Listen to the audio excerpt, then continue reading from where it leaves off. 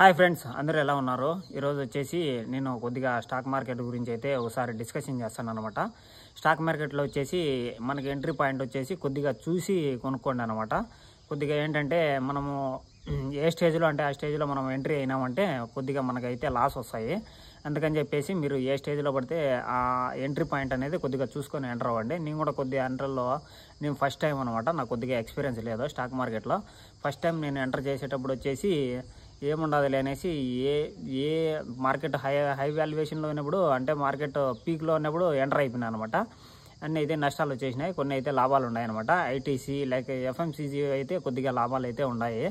ఈ banking sector, ఈ defence stocks అవి ఇవి అని చెప్పేసినారు అనమాట ఫ్రెండ్స్.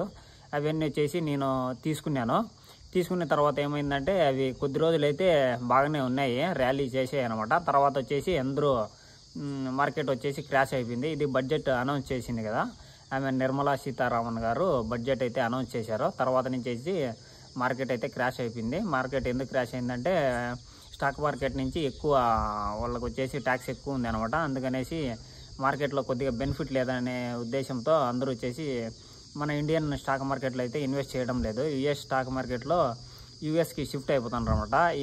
ఇలాంటి యాప్ల్లో అయితే వాళ్ళు ఇన్వెస్ట్ చేసుకుంటున్నారు. అక్కడ ఏంటంటే ప్రాఫిట్స్ బాగుంటాయనే ఉద్దేశంతో వాళ్ళైతే యుఎస్ స్టాక్ మార్కెట్లోకి అయితే ఎంటర్ అవుతున్నారు అనమాట. ఇక్కడ వచ్చేసి మనకు పెద్దగా ప్రాఫిట్స్ లేవు, స్టాక్ మార్కెట్ అయితే ఫుల్గా పడిపోయింది. అందులో కొద్దిగా వచ్చేసి ముందే కొద్దిగా మంచి ఎంట్రీ లెవెల్లో ఎంటర్ అయిన వాళ్ళకి వచ్చేసి ప్రాఫిట్స్ అయితే ఉంటాయి. కొద్దిగా హై ప్రైజ్లో పోయిన వాళ్ళకైతే కొద్దిగా ఇప్పుడైతే నష్టాలు ఉండింటాయి అనమాట. నేను వచ్చేసి జియో ఫైనాన్షియల్, కెనరా బ్యాంకులో వచ్చేసి ఆల్రెడీ పీక్లో ఉన్నప్పుడు ఎంటర్ అయిపోయినా, అవి వచ్చేసి క్రాష్ అయిపోయినాయి. కొద్దిగా అయితే నష్టం అయితే జరిగిందనమాట.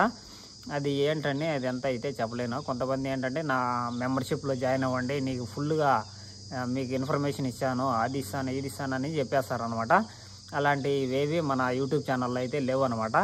మీరు నా ఛానల్లో సబ్స్క్రైబ్ మాత్రమే చేసుకోండి. నేనేంటంటే ఈ రెగ్యులర్గా ఈ స్టాక్ మార్కెట్ ఇలాంటివి అయితే పెట్టను కాబట్టి మన వ్లాగ్స్ అన్నీ ఉంటాయన్నమాట మన ఛానల్లో. మన పొలిటికల్ విషయాలు, మనకు వచ్చేసి సమాజంలో జరిగే న్యూస్ అన్నీ చెప్తూ ఉంటాం కాబట్టి మనకు స్టాక్ మార్కెట్ ఒకటే మన ఇంటెన్షన్ కాదనమాట. మీతో షేర్ చేసుకోవాలనే ఉద్దేశంతో అయితే నేను ఈ వీడియో అయితే రికార్డ్ చేస్తున్నాను. నెక్స్ట్ వచ్చేసి మనకు చూసుకుంటే కొద్దిగా డైవర్సిఫికేషన్ అయితే చాలా అవసరం అనమాట. నేనైతే డైవర్సిఫికేషన్ చేయకుండా స్టాక్స్ అయితే కొనేసినాను అనమాట. ఒకటే దాంట్లో ఎక్కువ అమౌంట్ ఇన్వెస్ట్ చేయడం వల్ల మనకైతే కొద్దిగా నష్టం అయితే ఉంటుంది. డైవర్సిఫికేషన్ చేయడం వల్ల అందులో కొంత వేస్తే మనకు ఒక దాంట్లో నష్టం వచ్చినా ఒక దాంట్లో అయితే క్లియర్ అయిపోతుంది.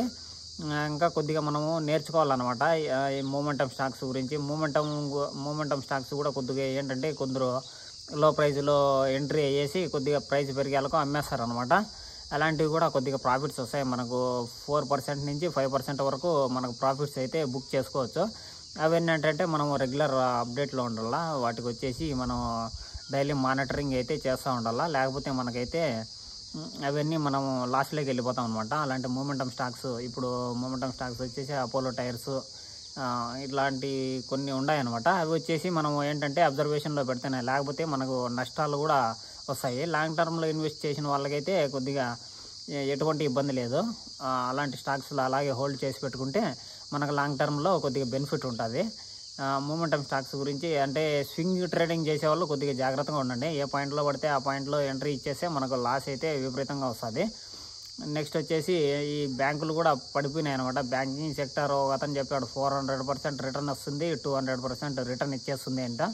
అవన్నీ నమ్మకద్దండి ఫ్రెండ్స్. ఏవి 400% అలాంటివి ఏవి ఒక విధవ అయితే యూట్యూబ్లో ఏం చెప్పాడంటే ఒకే సంవత్సరంలో కెనరా బ్యాంకు 400% రిటర్న్ ఇచ్చిందంట. వాడు ఫేక్ వీడియోస్ ఇవన్నీ చూసి మోసపోద్దండి. వాడు హిందీ వాడు ఉన్నాడు అనమాట.